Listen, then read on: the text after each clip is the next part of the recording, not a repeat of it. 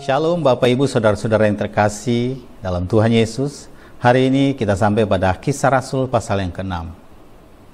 Dalam Kisah Rasul pasal 6 ini diceritakan tentang jemaat Tuhan mula-mula yang terus makin hari semakin bertambah banyak oleh karena pelayanan dari para rasul dan juga murid-murid Tuhan.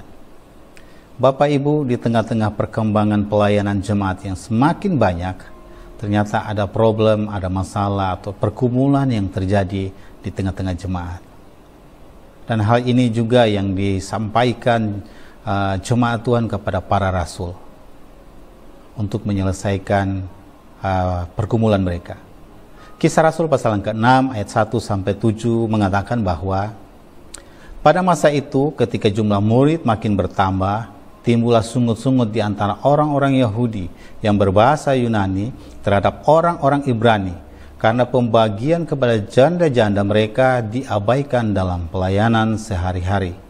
Berhubung dengan itu, ke-12 rasul itu memanggil semua murid berkumpul dan berkata, "Kami tidak merasa puas, karena kami melalaikan firman Allah untuk melayani meja.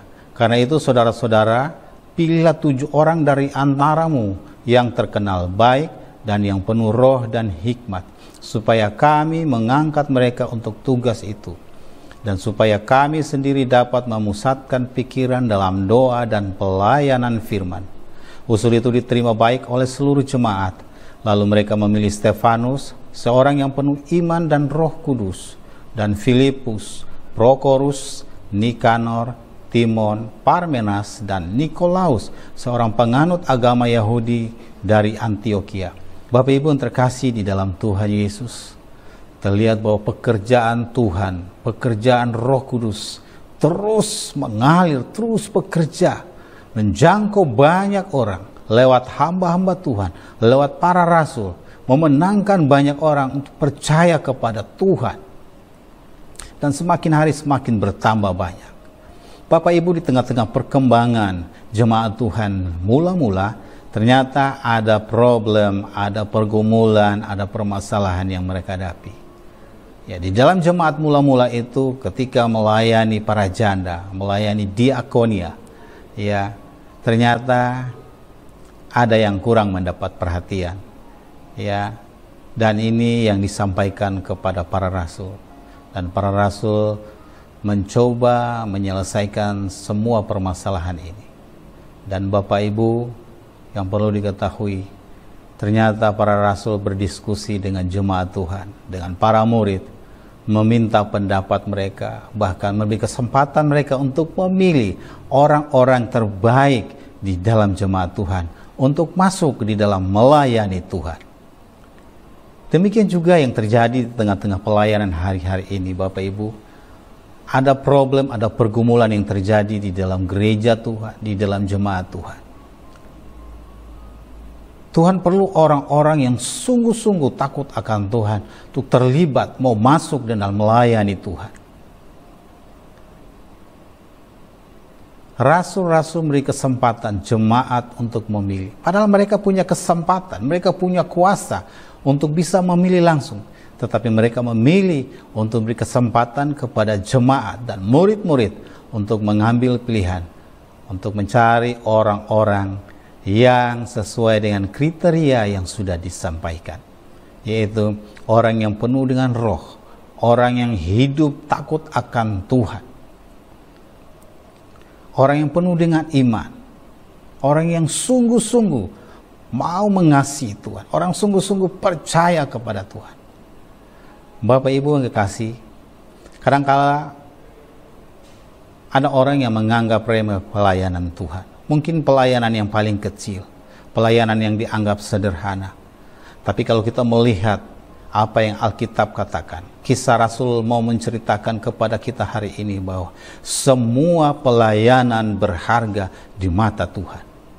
Pelayanan terhadap orang-orang miskin, pelayanan kepada para janda, pelayanan-pelayanan diakonia, itu mendapat perhatian di mata para rasul. Demikian juga mendapat perhatian di mata Tuhan. Kita tidak bisa menganggap enteng setiap pelayanan. Semua berharga di mata Tuhan.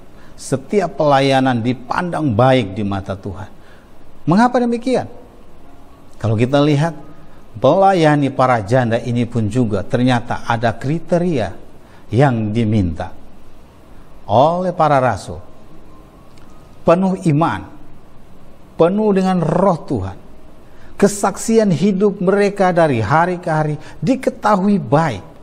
Dikatakan dipakai marturia, mempunyai kesaksian hidup hari demi hari, benar-benar ketahuan baik.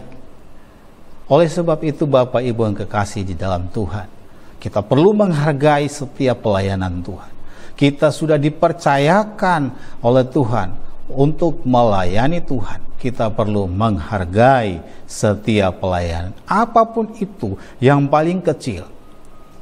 Persyaratannya, kriterianya hanya adalah takut akan Tuhan, hidup kudus, penuh dengan iman, mempunyai kesaksian hidup yang benar, kesaksian hidup yang baik di mata Tuhan, di mata para jemaat Tuhan. Sehingga pemilihan untuk masuk di dalam melayani Tuhan itu benar-benar sudah terseleksi.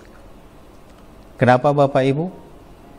Karena kita melayani bukan cuma untuk kamuflase, tipuan semata, tetapi benar-benar kesaksian hidup yang kita bisa munculkan. Bukan sekedar perkataan yang muncul dari setiap mulut kita ketika kita melayani, tetapi benar-benar wujud dari perilaku kehidupan kita setiap hari. Dan kalau kita lihat di ayat yang terakhir dikatakan, firman Allah makin tersebar dan jumlah murid di Yerusalem makin bertambah banyak.